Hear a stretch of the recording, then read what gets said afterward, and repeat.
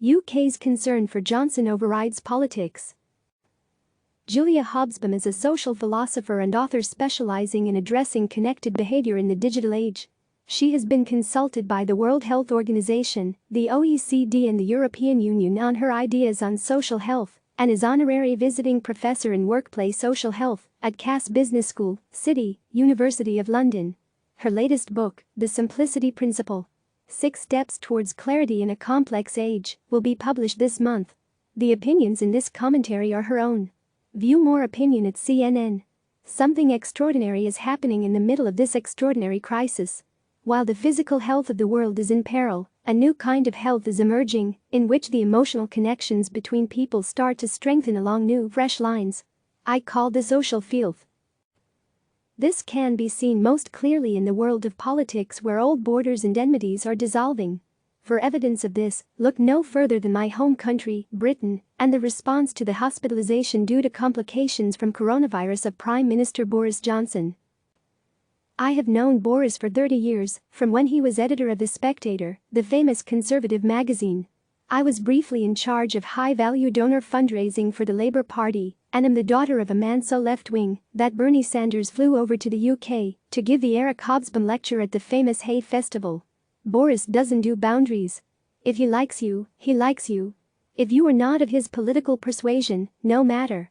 This underscores both his popularity with the public, he won a landslide in the general election in December, and the response to his medical predicament.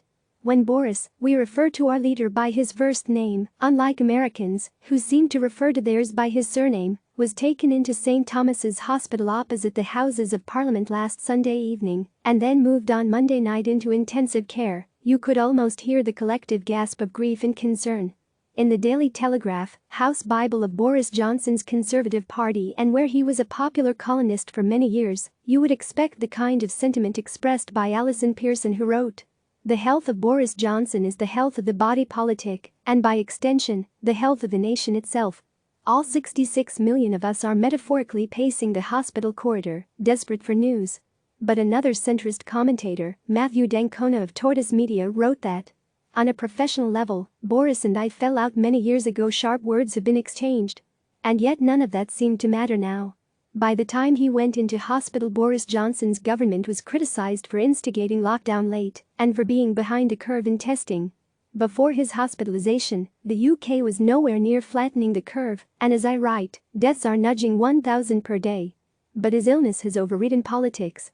I found myself going into a mini meltdown when I heard the news that the Prime Minister's condition had deteriorated and he had been moved to ICU. He remained there for 3 nights, but is moved to a main ward in a positive sign of recovery. I worried how we would all cope if he died, and I realized this felt more like a close family member than a politician or even loose friend. I was reminded of the handwritten note Boris, then the mayor of London, had written to me in 2012 on the day after my father died, and I went to retrieve it from a memory box I kept of all the condolence cards. His postcard, handwritten on the back of one of his mother's paintings as if to underscore that family matters most, was one of the first to arrive. Signed, Love, Boris. He described my father, a man whose communist politics was viciously denounced by many on the right of politics and journalism, as wise as a tree full of owls. He closed his note by saying, "I bet you are missing him a lot, and hope you are bearing up."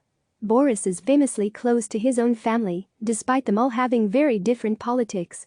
In her recent memoir, his sister Rachel recounts how she stood for an opposing political party to her beloved big brother, whom she calls Al, and how during the Brexit row her husband Ivo, an out-and-out Bloomsbury maniac, was much given to trolling his brother-in-law from the sofa on Twitter. A few months ago, I strolled through the pre-pandemic Lower East Side of Manhattan with Rachel and Ivo, and we joked about the social death that different politics can bring about within social circles. My own husband was standing as a parliamentary candidate for the Brexit party at the time, and Rachel commented that that was even worse than her brother having caused Brexit in the first place. But Boris has helped us rediscover not social death but social health. He has connected us all to the fact that in something as serious as life and death, we all choose life. It is not complicated, and don't politicians always try to say that everything is, but the opposite. It is simple. In the face of a disaster as epic as this pandemic, political boundaries which once felt rigid to turn out to be flimsy and crumble quickly. In fact, this should be no surprise. Neuroscience shows that every healthy human brain has one default setting running through it like a motor. Connection. We are social beings first and foremost, and this crisis is actually uniting us in a way politics never could. When things normalize, will politics ever be normal again? It feels unlikely that the Republican-Democrat divide or the conservative-Labor tribalism can survive in its current form in the face of a health issue far more pressing, that in the end we only care about one simple thing and one thing alone: love. Click subscribe to receive the latest news.